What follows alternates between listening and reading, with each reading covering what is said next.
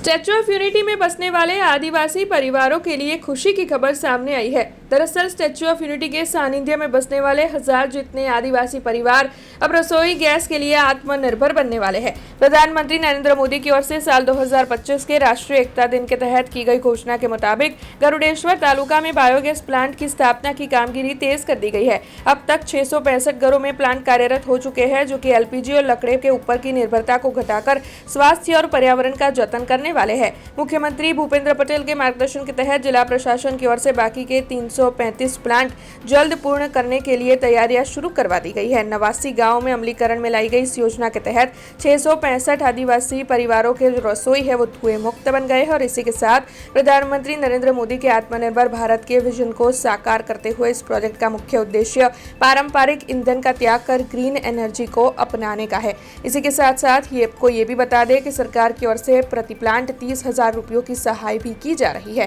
तब इस बारे में ज्यादा जानकारी नर्मदा के DRDA डायरेक्टर YS चौधरी की ओर से दी गई है। गरुड़ेश्वर तालुकानी आजूबाजूना कुल 38 ग्राम पंचायतों 89 गामों में कुल 1000 फैमिली माटे 2023-24 अंदर जे 10 करोड़नी जे ग्रांट मंजूर थई थी तेमांथी 3 करोड़ रुपया फ्लेक्सी बायोगैस गोबर्धन माटे मंजूर थयेला અને એ 89 ગામોના કુલ 1000 ફેમિલીને આ ફાયદો પહોંચાડવા માટેનો આ આપણે જે પ્રોગ્રામ છે એ કરેલો। हमसे जुड़े रहने के लिए हमारे YouTube चैनल को सब्सक्राइब करें और नई वीडियो की नोटिफिकेशन के लिए बेल आइकॉन को दबाएं।